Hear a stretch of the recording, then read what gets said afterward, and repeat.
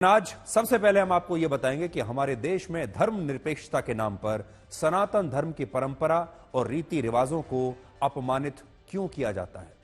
इस समय हमारे देश के विपक्षी नेता मोदी विरोध के चक्कर में महाकुंभ और सनातन धर्म का खुलकर अपमान कर रहे हैं। पश्चिम बंगाल की मुख्यमंत्री ममता बनर्जी ने महाकुंभ को मृत्यु कुंभ बताया है।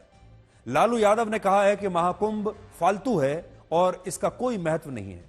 समाजवादी पार्टी के नेता शिवपाल यादव ने कहा था कि महाकुंभ का आयोजन बीजेपी के प्रचार के लिए हो रहा है।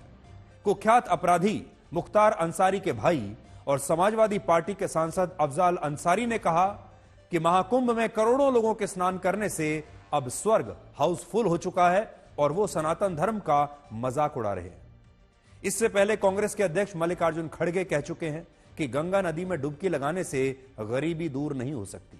और कर्नाटक के उप मुख्यमंत्री डीके शिवकुमार ने भी कावेरी नदी में स्नान करके लोगों से कहा कि अगर उन्हें स्नान ही करना है तो वो प्रयागराज न जाएं और कर्नाटक की ही कावेरी नदी में आस्था की डुबकी लगाएं।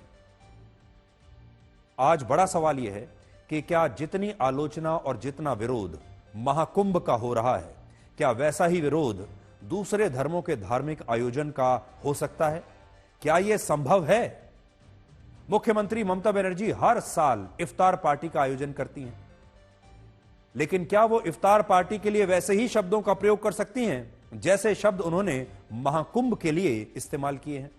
क्या लालू यादव भी महाकुंभ की तरह इफ्तार पार्टी को फालतू कह सकते हैं या किसी दूसरे धर्म के त्योहारों और उनकी परंपराओं का मजाक उड़ा सकते हैं? क्या ममता बनर्जी दूसरे धर्मों के त्योहार और परंपराओं के लिए इस तरह के शब्दों का प्रयोग कर सकती हैं? या क्रिसमस और ईस्टर वीक के आयोजनों पर हमारे देश के विपक्षी नेता उसी तरह की विवादित बातें कह सकते हैं जैसी बातें वो महाकुंभ को लेकर आजकल कह रहे हैं? मृत्यु कुंभ हो गेছে, मृत्यु कूपेर मतो आमी महाकुंभके सम्मान करी, आमी श्रद्धा जानाई, पवित्र गंगा माके आमी सम्मान करी, কিন্তু প্ল্যানিং না করে এত হাইপ তুলে এত লোকের মৃত্যু বললেন 30 জন, কথাটা কি সঠিক? কত ডেড বডি ভাসিয়ে দিয়েছেন নদীতে? বড় লোক আর ভিআইপিদের জন্য লক্ষ টাকার ক্যাম্প আর গরিব লোকেদের সাধারণ লোকেদের জন্য লাইনে দাঁড়ান 15 ঘন্টা 20 ঘন্টা দাঁড়িয়ে। क्या क्या क्या मांग करेंगे कुंभ में सर? जिस तरह से भीड़ बढ़ रही है, अरे सब कुंभ का क्या कोई मतलब है? फालतू है कुंभ। 144 साल का जिक्र होता है। देखिए, अगर 144 साल का जो जिक्र हुआ है ग्रंथों में कहीं नहीं है। अगर कहीं है तो ये बताएं। तो केवल पीआर बढ़ाने के लिए इन्होंने इस तरीके का सरकारी धन का दुरुपयोग किया है, तो इनको इस्तीफा दे देना चाहिए। मान्यता है कि संगम तट पे नहा करके व्यक्ति पवित्र हो जाएगा, पाप धुल जाएगा। अगर पाप धुल जाएगा तो इसका मतलब आगे वैकुंठ में जाने का रास्ता खुल जाएगा। तो जो आलम दिखाई दे रहा है उससे तो लग रहा है कि नर्क में तो कोई बचे ही नहीं और उधर हाउसफुल हो जाएगा। ಪುರಾಣಗಳೆಲ್ಲ ನೀವು ನೋಡಿದ್ರೆ ಗಂಗೆ ಎಷ್ಟು ಪವಿತ್ರ ಇದೆಯೋ, ಗಂಗಾ ನದಿಗೆ, ಸರಸ್ವತಿ ನದಿಗೆ ಎಲ್ಲ ಇದೆಯೋ, ಯಮುನಾ ನದಿಗೆ ಅಷ್ಟೇ ಪವಿತ್ರತೆ ನಮ್ಮ ಕಾವೇರಿಗೂ ಇದೆ. ಸೊ ಅದರಿಂದ ಕಾವೇರಿಯ ಭಾಗಗಳಿವು. ಸೊ ಅದಕ್ಕೆ ಎಲ್ಲ ಜನ ಇಲ್ಲಿ ನೀವು ಅಲ್ಲೋಗಿ ಹೆಚ್ಚು ಕಮ್ಮಿ ಮಾಡ್ಕೊಳ್ಳೋದು ಬೇಡ, ಭಾಳ ಕಷ್ಟ ಇದೆ. ಎಲ್ಲ ಇಲ್ಲೇ ಬಂದು ತಮ್ಮ ಏನು ಬದುಕಿನಲ್ಲಿ ಏನೇನು ಪ್ರಾರ್ಥನೆ ಮಾಡ್ಕೊಳ್ಬೇಕೋ, ಪ್ರಯತ್ನಕ್ಕಿಂತ ಪ್ರಾರ್ಥನೆ ಫಲ ಸಿಗ್ತದೆ ಅನ್ನೋದ್ರಲ್ಲಿ ನನಗೂ ಕೂಡ ನಂಬಿಕೆ ಇದೆ. ಸೊ ಬಂದು ಎಲ್ಲ ವ್ಯವಸ್ಥೆನ ಈಗ ಪ್ರಾರಂಭ ಮಾಡಿದ್ದಾರೆ, ತಾವೆಲ್ಲ ಉಪಯೋಗಿಸ್ಕೊಳ್ಬೇಕು ಅಂತೇಳಿ ನಾನು ನಮ್ಮ ರಾಜ್ಯದ ಕುಂಭಮೇಳಕ್ಕೆ अब बड़ा सवाल यह है कि हमारे देश के विपक्षी नेता महाकुंभ का इतना विरोध क्यों कर रहे हैं? इसके पीछे क्या कारण हो सकता है? उनकी क्या मंशा है? क्या उन्हें सनातन धर्म में विश्वास नहीं है? क्या इसके पीछे कोई और मंशा हो सकती है?